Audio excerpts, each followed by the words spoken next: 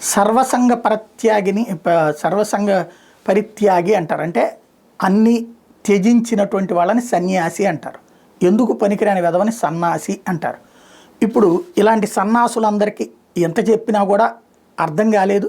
ఈ సన్నాసులు సమాజానికి పనికిరాని కానీ సమాజ విద్రోహులుగా లేకపోతే సమాజంలో వితండవాదంతో బతికేస్తుంటారు.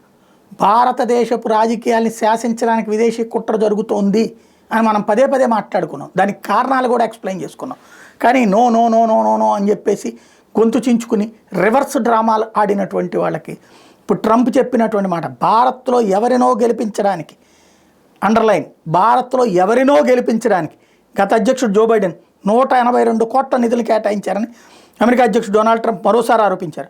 ఓటింగ్ను పెంచడం ద్వారా భారత ఎన్నికల్లో జోక్యం చేసుకునేందుకు ఆయన ప్రయత్నించారని విమర్శించారు. అందుకే డోస్ దాన్ని రద్దు చేసిందని సమర్థించుకున్నారు. ట్రంప్ వ్యాఖ్యల మీద భారత్లో దుమారం రేగింది. విదేశీ సంస్థల చేతుల్లో రాహుల్ గాంధీ కీలుబొమ్మలా మారారని బీజేపీ ధ్వజం ఎత్తింది. ట్రంప్ అర్థం లేని ఆరోపణలు అంటూ మరోవైపు కాంగ్రెస్ పార్టీ వ్యాఖ్యానించడం, ట్రంప్ని కాదని బైడెన్ వెనకేసుకు రావడం కాంగ్రెస్కే చెల్లింది. దాన్ని బట్టి ఏం జరుగుతుందో అర్థం చేసుకోవచ్చు.